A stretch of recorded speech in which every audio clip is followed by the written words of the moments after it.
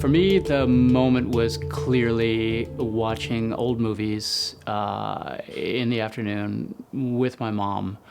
MGM movies especially, Fred Astaire, Gene Kelly. I think specifically when I saw it in movies, there was this huge joy in the giving of it. It seemed as if it was like they were presenting you with a gift, and the gift was their joy. And I was completely taken in with that idea that you could actually be joyful and give it to someone. That to me was an amazing idea that I hadn't really thought about in my young life. And then as I got older and I started understanding what it was that I was doing and why I wanted to do it, it was really just that I just wanted to feel joyful and send it out.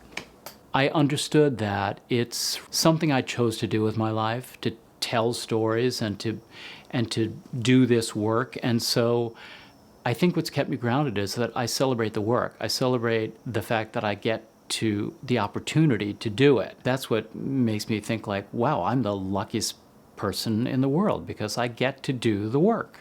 After you achieve a certain amount of things, then it switches and it gets to be about the work you do, and it doesn't matter if it's on Broadway or it's in some small regional theater or just something you're doing in class or for yourself. And that's what's been interesting for me. That's been my interesting journey, is that I found that, you know, all of the things I was striving for that I was lucky enough to achieve, you know, were wonderful, but really at the core of it all was the work. And the other part of that is the people. And so when you combine the work that you do on your own with the work you get to do with the most incredible people over and over and over again, that's what keeps you coming back for more. Just in terms of our business and what we do and who we are, you know, we put so much importance on career, and we should, we have to. But if you don't find that core of people that stands by you and loves you, no matter whether you're doing a Broadway show or you're, you know, doing nothing, that's what's important in life.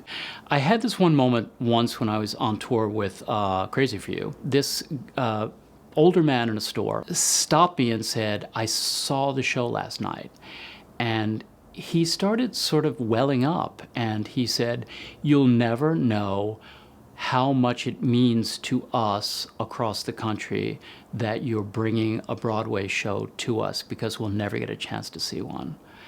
And it was really, that was the moment when I thought, oh, we are doing something kind of important, just because we're bringing joy to a huge group of people over and over and over. And we'll leave town and go on to the next town and do it. But for them, they'll have the memory of that show and that experience probably for the rest of their lives.